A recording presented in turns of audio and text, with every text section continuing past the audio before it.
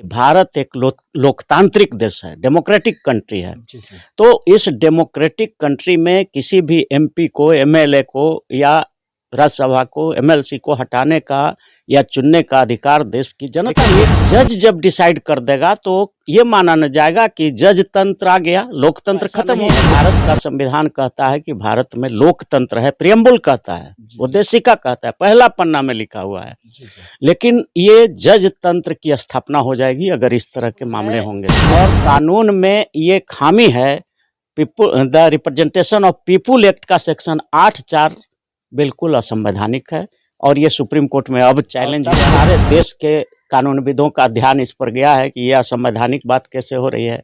एक judicial magistrate कैसे तय कर देगा कि कौन चुनाव लड़ेगा, जबकि भारत का संविधान कहता है कि भारत लोकतांत्रिक देश है, जजतांत्रिक देश। स्तंभ है मीडिया, प्राइवेट सेक्टर में मीडिया को भी उतना ही पावर दिया गया है आर्टिकल 19 में, freedom to speech and freedom to expression के नाम पर, कि आप जनता की आवाज़ को सरकार तक और सरकार की कार्यक्रमों को जनता तक पहुंचाइए।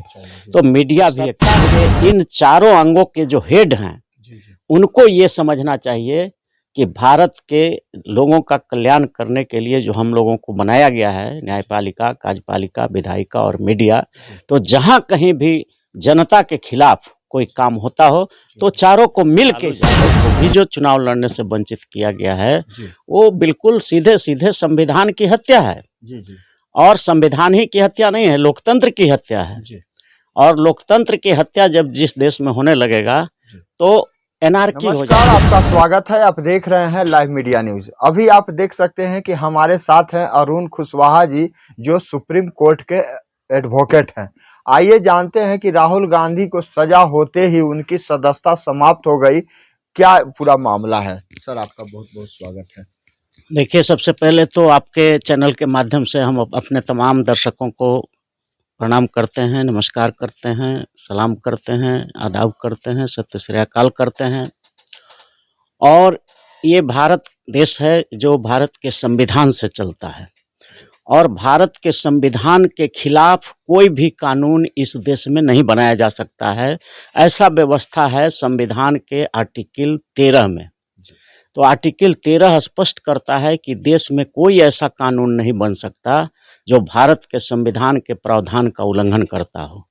लेकिन इस सब को रहते हुए भी the representation of people act बनाया गया यहाँ पर, जो चुनाव का प्रक्रिया वगैरह सब गाइड करता है। तो रिप्रेजेंटेशन ऑफ पीपुल एक्ट का सेक्शन 8(4) उसमें बना दिया गया है। अब 8(4) में ये कहा गया है कि ज्यों ही किसी व्यक्ति को 2 साल या उससे अधिक सजा होती है तो ऑटोमेटिकली उसकी सदस्यता लोकसभा का हो तो या राज्यसभा का हो या विधानसभा का हो या एमएलसी का हो, ऑटोमेटिकली समाप्त होने का प्रावधान कर दिया। तो ये सेक्शन ही असंवैधानिक है। अगर ऐसा कर दिया गया तो इसका मतलब एक जुडिशियल मजिस्ट्रेट इस देश का लोकतंत्र का अपर चीज हो गया। वो जिसको चाहेगा उसको सजा कर देगा तो चुनाव लड़ने से वंचित हो जाएगा। लेकिन भारत के संविधान का प्रियम्बल ही कहता है कि भारत एक लोकतांत्रिक देश है, डेमोक्रेटिक कंट्री है। तो इस डेमोक्रेटिक कंट्री में किसी भी एमपी को, एमएलए को या राज्यसभा को, एमएलसी को हटाने का या चुनने का अधिकार देश की जनता को है। बिल्कुल। लेकिन एक जज जब डिसाइड कर देगा तो ये माना न जाएगा कि जज तंत्र आ गया, लोकतंत्र खत्म हो गया। तो ऐसा नहीं है। भारत का संविधान कहता है कि भारत में लोकतंत्र है, प्रियम्बल कहता है, उद्देशिका कहता है, पहला पन्ना में लिखा हुआ है। लेकिन ये जज तंत्र की स्थापना हो जाएगी अगर इस तरह के मामले होंगे तो। इसीलिए अभी उनकी सदस्यता तो समाप्त हो गई, चूंकि वो कानून है। अभी उसको कोई सुप्रीम कोर्ट में चैलेंज नहीं किया वैलिडिटी का। अब कल परसों से ये बात आ रही है, बड़े बड़े अधिवक्ता जो सुप्रीम कोर्ट के हैं उन लोगों ने एक फाइल किया है, PIL फाइल किया है वहाँ सुप्रीम कोर्ट में कि ये सेक्शन 8 सब क्लॉज 4 जो है the people of representation act का, उसको अवैध घोषित किया जाए, असंवैधानिक घोषित किया जाए। वो असंवैधानिक एक्चुअली हैं। तो अगर इस पर सुप्रीम कोर्ट विचार कर लेती है और उस सजा को, जिसके तहत राहुल गांधी को 2 साल का सजा हुआ है, अगर सस्पेंड कर देती है during the pendency of public interest litigation petition, जी अगर वो सस्पेंड हो जाता है सजा, तो फिर उनकी सदस्यता बरकरार हो जाएगी और सारे चीज जैसे थे वैसे हो जाएंगे। इसी तरह का एक मामला नवजोत सिंह सिद्धू का भी था, पंजाब का, आप सब लोग जानते होंगे। उस समय भी उनको तो और ज्यादा सजा हो गया था, 4 साल या 5 साल हो गया था। तो उसी आधार पर उनकी सदस्यता चली गई थी, लेकिन वो अपील फाइल किए। अपीलेट कोर्ट ने उनका जो है सजा को सस्पेंड कर दिया, कहा कि यह सजा तब तक सस्पेंड रहेगा जब तक अपील हमारे यहाँ फाइनल नहीं होता है। तो जब ही वो सस्पेंड हुआ तो वो सारा बरकरार हो गया, फिर चुनाव भी लड़े, सांसद भी बने, सब कुछ हुआ। तो ये कानून है, और कानून में ये खामी है। The representation of people act का सेक्शन 8(4) बिल्कुल असंवैधानिक है, और ये सुप्रीम कोर्ट में अब चैलेंज हुआ है।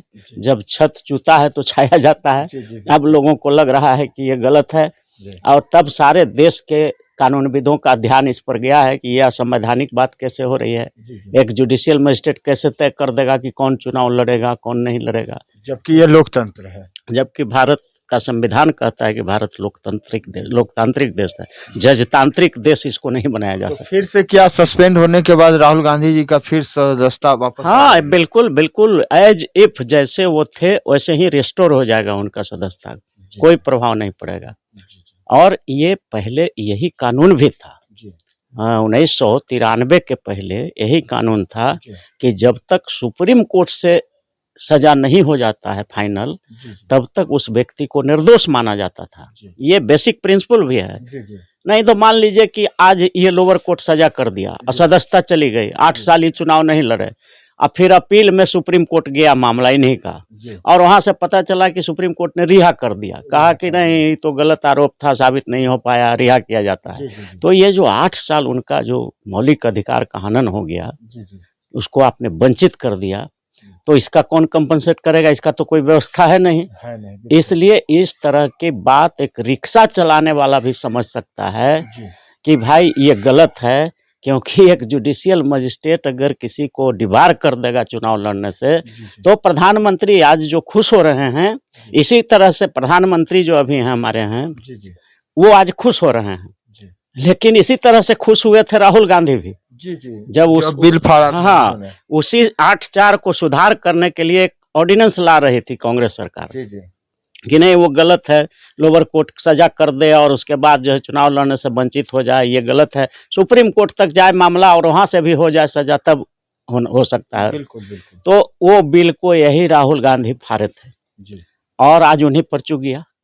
तो इसलिए एक कहावत है हम लोग के यहाँ कि जिसका घर खुद का शीशे का हो, वो दूसरे के शीशे के घर पर पत्थर नहीं फेंकते। और एक और लोकोक्ति है कि अगर पड़ोस के घर में आग लगी हुई है और आपका भी घर पड़ोस में है, तो आप बैठ के हंस रहे हैं, मुस्कुरा रहे हैं, तो आग हवा मारेगा तो अगला लपट आप ही का घर पकड़ेगा। तो ये बात असंवैधानिक चीज हमेशा असंवैधानिक होती है, गलत होता है। ये बात हमारे नेताओं को समझना चाहिए, हमारे देश के न्यायाधीशों को समझना चाहिए, हमारे देश के कानूनविदों को समझना चाहिए कि भारत देश लोकतांत्रिक देश है, और देश को चलाने के लिए 4 पिलर बनाए गए हैं। संविधान को अगर डीपली अध्ययन करिएगा तो भारत के संविधान में देश को चलाने के लिए न्यायपालिका है, कार्यपालिका है जिसमें नौकरी करने वाले सब लोग हैं, चीफ सेक्रेटरी से लेकर चपरासी तक, और तीसरा विधायिका है जिसमें ये सब MP MLA सब आते हैं, और चौथा स्तंभ है मीडिया। प्राइवेट सेक्टर में मीडिया को भी उतना ही पावर दिया गया है आर्टिकल 19 में, freedom to speech and freedom to expression के नाम पर, कि आप जनता की आवाज़ को सरकार तक और सरकार की कार्यक्रमों को जनता तक पहुंचाइए। तो मीडिया भी एक पिलर है। तो सत्ता के इन 4 अंगों के जो हेड हैं, उनको ये समझना चाहिए कि भारत के लोगों का कल्याण करने के लिए जो हम लोगों को बनाया गया है, न्यायपालिका, कार्यपालिका, विधायिका और मीडिया, तो जहां कहीं भी जनता के खिलाफ कोई काम होता हो तो चारों को मिल के इसे रोकना चाहिए, और यही होना चाहिए। बिल्कुल। अच्छा सर, ये चीज़ बताइए कि जब राहुल गांधी जी ने बिल फाड़ा था, तो वो उसमें तो लालू जी के लिए बहुत राहत की भरी बात थी, उनको बहुत राहत मिलता। एकदम हम तो शुरू से इस विचार के हैं कि लालू यादव को भी जो चुनाव लड़ने से वंचित किया गया है, जी, वो बिल्कुल सीधे-सीधे संविधान की हत्या है जी, जी, और संविधान ही की हत्या नहीं है, लोकतंत्र की हत्या है। जी, और लोकतंत्र की हत्या जब जिस देश में होने लगेगा, जी, तो एनार्की हो जाता है। कैसे क्रांति नहीं हुआ इस देश में, जी, जी, चूँकि यहाँ अशिक्षित लोग हैं, जुर्म सहने का आदत है भारत के लोगों को। जी, जी, क्यों आदत है? क्योंकि इसके डीएनए में, भारतीयों के डीएनए में जुर्म सहने की आदत हो गई है। जी, जी। क्यों हो गया? क्योंकि ये 650 बरस गुलाम रहा है मुगलों का।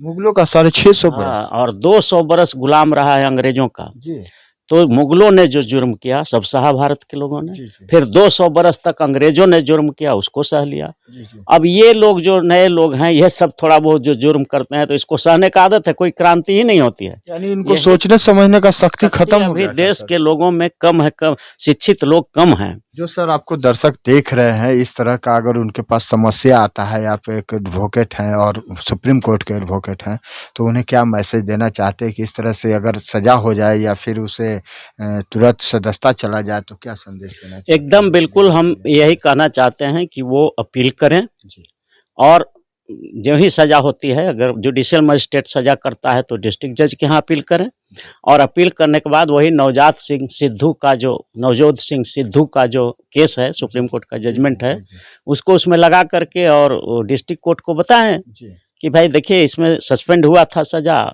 During the pendency of appeal, जितना दिन पेंडिंग रहा था तो उनका सेंटेंस सस्पेंड हो गया था। जी, इसलिए संविधान के आर्टिकल में 14 में ये प्रावधान है कि सिमिलर रिलीफ मिलना चाहिए हर लोग को, जी, जी, तो हमको भी इसको सस्पेंड कर दीजिए और सुप्रीम कोर्ट से फिर फाइनल होगा तो हमको जो सज़ा देना होगा दीजिएगा। जी, तो ये सिंपल सी बात है, अपील करें और सज़ा को सस्पेंड कराएं। बिल्कुल। तो साथियों, आपने इतना कीमती समय दिया, इस वीडियो को पूरा देखा, आपका बहुत-बहुत धन्यवाद।